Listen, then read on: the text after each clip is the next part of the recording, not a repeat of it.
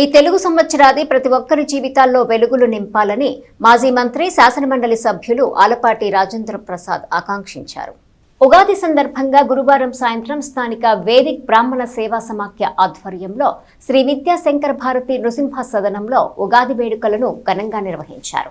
ఈ వేడుకలకు మాజీ మంత్రి శాసనమండలి సభ్యులు ఆలపాటి రాజేంద్ర ప్రసాద్ ముఖ్య అతిథిగా హాజరయ్యారు. ఉగాది శుభాకాంక్షలు తెలియజేశారు. తొలుత డాక్టర్ బ్రహ్మశ్రీ అన్నదానం, హనుమత్ ప్రసాద్ పంచాంగ శ్రవణం చేశారు. అనంతరం వేద పండితుల ఆశీర్వచనం అందించారు. ఈ సందర్భంగా ప్రసాద వితరణ చేశారు. తాడేపల్లి సూర్యనారాయణ పర్యవేక్షణలో జరిగిన కార్యక్రమంలో కె సుబ్రహ్మణ్యం, శివకుమార్, ఏ సుబ్రహ్మణ్యం, నారాయణం, వేణుగోపాల్, అనిల్, నాగసుబ్రహ్మణ్యం, రమణి, తులసి, ప్రభాకర్, కామేశ్వరరావు, కుద్దూస్ తదితరులు పాల్గొన్నారు.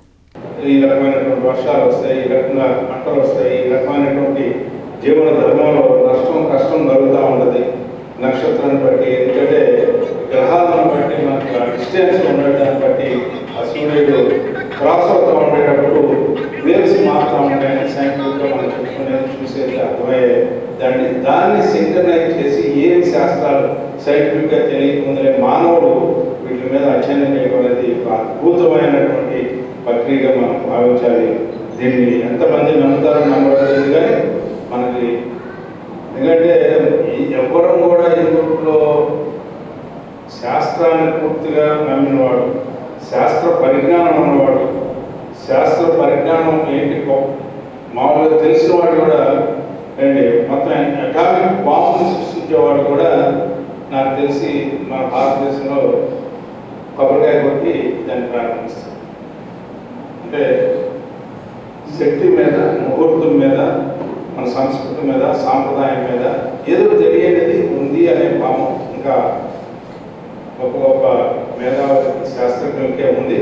కాబట్టి మనం పామరం మనకు తెలిసిన భాషలో చెప్పుకోవాలంటే ఈ రోజున ఖచ్చితంగా మనం ఇది మన సంస్కృతిలో భాగం, మనల్ని నడిపించే శాస్త్రం నడవాల్సినటువంటి పరిస్థితి. అలానే ప్రజారోగ్యము బాగా ఉంటుంది, పశు సమృద్ధి చక్కగా ఉంటుంది, క్షీర సమృద్ధి బాగా ఉంటుందని చెప్పబడింది.